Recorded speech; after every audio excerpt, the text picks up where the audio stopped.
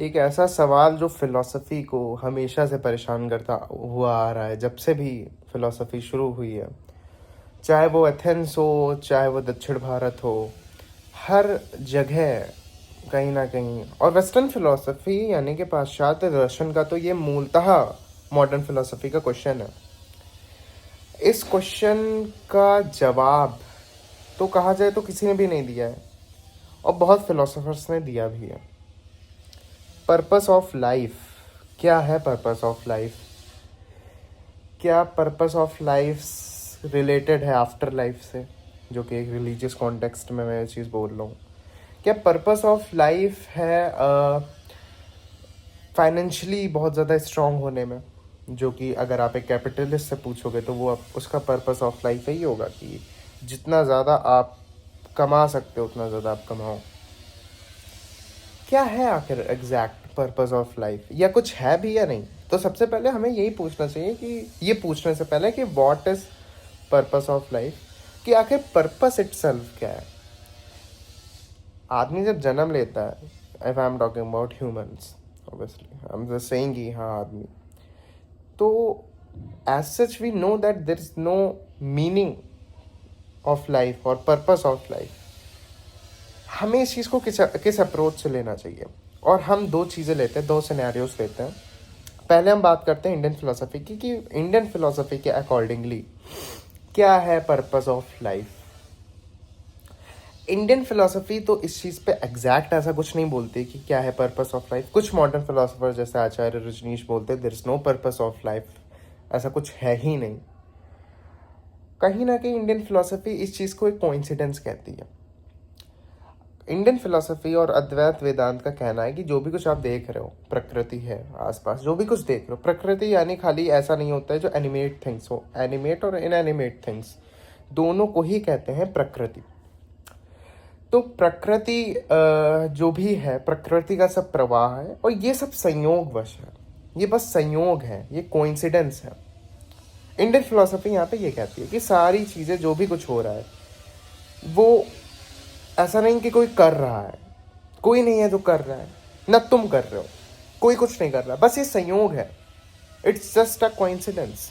ये है Indian philosophy का ब्रॉड वे में एक पर्सपेक्टिव, कि ये सब कुछ नहीं है, बस ये प्रकृति का बहुत बड़ा सा प्रवाह है जिसमें सब चलता जा रहा है। उसमें आदमी अहंकारवश अपने आप को अलग समझता है। तो ये तो फिर पूरा आ जाएगा सिनेरियो हमारा इंडियन फिलोसफी की कैटेगरी में, जिससे हम कहते हैं कि what is suffering.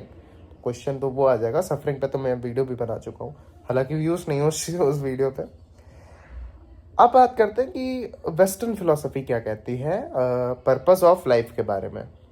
Existential philosophy का मानना ये है कि पहली बात, वेस्टर्न फिलोसफी में अगर हम एग्जिस्टेंशियल फिलोसफी के ऊपर एक सेपरेट वीडियो बनाएंगे, लेकिन कहीं ना कहीं जो सबसे अच्छी बात मुझे लगती है वो है, आपने उस बुक का नाम सुना होगा जो फिलोसफी की दुनिया में बहुत अच्छी बुक मानी जाती है। उस बुक का नाम है मिथ ऑफ सिसिफस, जो बहुत बड़े एग्जिस्टेंशियलिस्ट एल्बर्ट कामू जी की किताब है। और क्या है उनके अकॉर्डिंगली पर्पस ऑफ लाइफ? जैसा कि मैंने कहा कि इंडियन फिलोसफी मानती है कि सब संयोगवश है। Western philosophy specifically Albert Camus का बिलीफ ये था कि देखिए, यहाँ पे कोई ऐसा आप मीनिंग ढूंढने जाओगे तो आप ढूंढते रह जाओगे और ज़िंदगी बीत जाएगी। ये फैक्ट है। आज अगर आप अपने पर्पस, आप एक गोल कर सकते हो दैट मैंने आज सोचा कि मुझे ये चीज़ करनी है, ये गोल है मेरा, ठीक है, ये कर सकता हूँ। There is no specific purpose, कि आप कोई पर्पस लेके नहीं हो। That's a metaphysical question first of all. ये एक मेटाफिजिकल क्वेश्चन हो जाएगा अगर मैं कहूँ, इस पर्सपेक्टिव से देखूँ कि क्या है किसी एक इंडिविजुअल का पर्पस ऑफ लाइफ। असल में कुछ नहीं है। आप अपनी सोसाइटी में देखिए, क्या आपको लगता है कि कोई अपना लाइफ में पर्पस लेके चल रहा है? पर्पस लेके चलने वाले लोग आपको नॉर्मली तो नहीं दिखेंगे, जिनका कोई एक पर्पस है, जिन्होंने अपने खुद से एक उच्चतम पर्पस का कनेक्शन, इंडियन फिलोसफी कहती है, आपकी कॉन्शियसनेस से होता है। जितनी आपकी हायर कॉन्शियसनेस होगी, जैसे कहते नहीं है गीता में भगवान कहते हैं कि कर्म पे मत ध्यान दो, कर्ता पे ध्यान दो। कर्ता की चेतना का स्तर अगर ऊपर होगा तो उसके द्वारा कर्म भी जो होगा वो उच्चतम ही होगा। अगर इस चीज़ को ऐसे देखें कि अगर आपकी कॉन्शियसनेस हाई है तो आपका पर्पस जो होगा, पर्पस सबके पास है, किसी ना किसी के पास सब कुछ पर्पस है, पर्पस जो इटसेल्फ है, ये पर्पस हाई या लो या ख़राब या एक उच्च, जैसे कहा जाए एक ऊंचे तबके का काम है, एक नीचे स्तर का काम है। ऊंचे स्तर का काम वही व्यक्ति करता है जिसकी चेतना ऊंची हो। इंडियन फिलोसफी के पर्सपेक्टिव से मैं अभी बता रहा हूँ, अभी आते हैं वेस्टर्न फिलोसफी पे, लेकिन एक बहुत अच्छा कंसेप्ट मुझे याद आया। तो वेदांत ये कहता है कि आपको कर्म पे नहीं ध्यान देना, आपको कर्ता पे ध्यान देना। तो मैं हर वीडियो में बोलता हूँ कि आदमी का जो सेंटर होगा वही डिसाइड करेगा कि वो चीज़ों पे रिएक्ट कैसे करेगा, वो चीज़ों कैसे करेगा। आदमी का जो चेतना का स्तर होगा वो डिसाइड करेगा। कर्म कुछ हो जाए उससे नहीं फर्क पड़ता, कर्ता क्या है, कर्ता कौन है, उस पर ध्यान देना होता है। तो इंडियन फिलोसफी के अकॉर्डिंगली तो यही पर्पस वाला मैंने जो सिनेरियो बताया वो है। वेस्टर्न फिलोसफी एब्सर्डिटी का कंसेप्ट लाती है, जो कि एब्सर्डिटी ऑफ लाइफ इटसेल्फ एक बहुत अच्छा सा कंसेप्ट है, जो आपको ये रियलाइज कराता है कि you don't need to be attach yourself with all the materialistic thing because you are gonna die one day. That's a fact. This is the absurdity of life, that you know that आप मरने वाले हो, but still you are doing something which make you to feel alive. Absurdity का concept ही यही है ना कि आप क्या होता है मिथ ऑफ सिसिफस में, सिसिफस रोज एक पत्थर चढ़ा रहा है, पत्थर नीचे आ रहा है, पत्थर चढ़ा रहा है, there is no meaning, there is no meaning of that thing.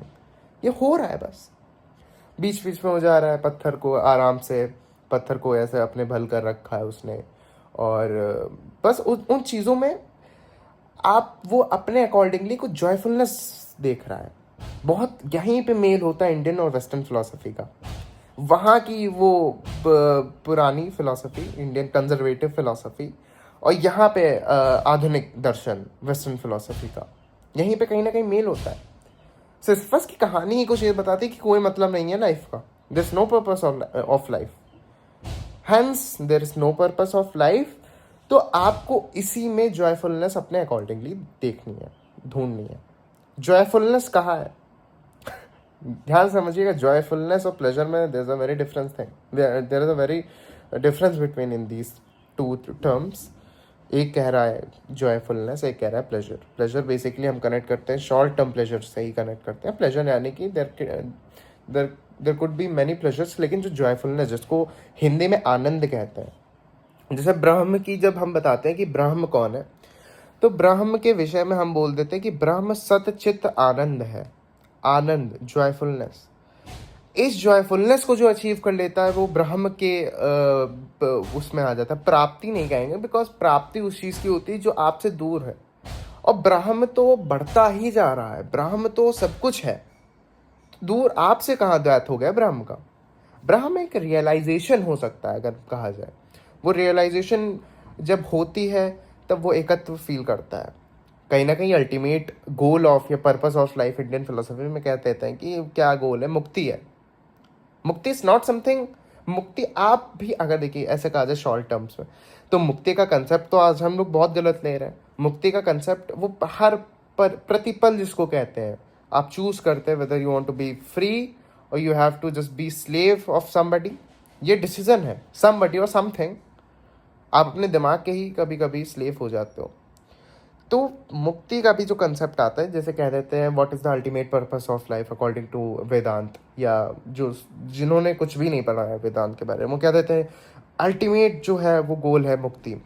मुक्ति अल्टीमेट गोल नहीं हो सकती है, क्योंकि वो तो प्रतिपल हो रही है। इस पर्सपेक्टिव से बोला जाए कि मैं चूज करूंगा whether I have to be free और एंगेज्ड भी अगर आप हो रहे तो वो अच्छी चीज़ में हो जो आपको फ्रीडम की तरफ, लिबर्टी की तरफ ले जाए। तो ये इंडियन फिलोसफी का कंसेप्ट है। एब्सर्डिटी का कंसेप्ट जो वेस्टर्न फिलोसफी में आता है वो कहीं ना कहीं मिलता है इंडियन फिलोसफी से। तो यहाँ पे हम पहली बात कंपैरिजन नहीं कर रहे हैं, we are just talking about क्या हो सकता है लाइफ का पर्पस। तो कंक्लूजन ये निकलता है, कोई मीनिंग नहीं है, कोई भी मीनिंग नहीं है, बिकॉज ये अगर हम इंडियन फिलोसफी के लिए तो ये संयोगवश है, सब जो है ये सब बस संयोग है। ताओइज्म क्या कहता है, flow, go with the flow, it's just a flow.